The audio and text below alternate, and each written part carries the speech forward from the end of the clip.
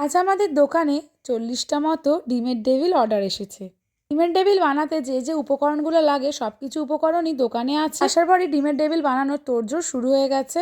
আমার মেয়ে দেখো বসে আছি আর আমার মেয়ে দেখো কি দুষ্টুমি শুরু করেছে। ডেভিল বানানোর জন্য দেখো ডিম সিদ্ধ বসিয়ে দিয়েছে।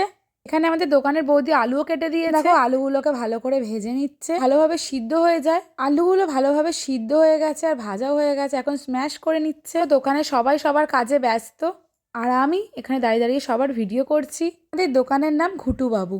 যারা এখনও আমাদের দোকানে আসোনি পর চলে আসো। আমাদের দোকান রাজপুর জামালের মাঠ, সিটি গেট নাম্বার 1-এর পাশেই আমাদের দোকান। দোকানে সকালবেলা কচুরি এবং সন্ধেবেলা সমস্ত রকমের ফাস্টফুড পাওয়া যায়। নিজেদের দোকান বলে বলছি না, তবে আমাদের দোকানের খাবার সত্যিই খুব ভালো।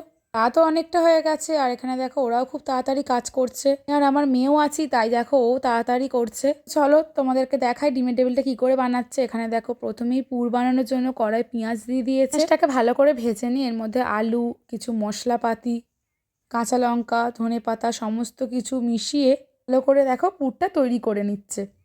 পুরটা বানানো দেখেই আমার বিশ্বাস করো খুব খিদে পাচ্ছিল, আমার কি খেতে ইচ্ছে করছিল। তাই আমাদের দোকানের শেফ মৃত্যুঞ্জয় দেখো আমাকে সুন্দর করে একটা চিকেন চাউমিন বানিয়ে দিয়েছে। ডিমের ডেভিল হতে হতে আমি একটু চিকেন চাউমিন খেয়ে নিই চলো। পুর দেখো এখনও রেডি হয়ে যাচ্ছে।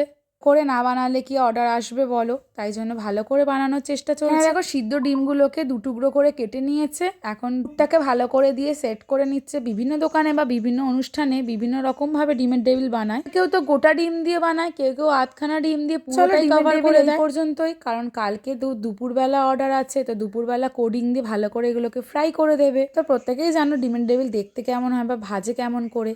তো যাই হোক, ভিডিওটা এই পর্যন্তই। ভিডিওটা যদি ভালো লাগে ভিডিওটাতে লাইক দিও, আর এখনও যারা সাবস্ক্রাইব করনি প্লিজ সাবস্ক্রাইব করে দিও আমার এরকম নতুন নতুন ফুড ব্লগ দেখার জন্য। সবাইকে টাটা।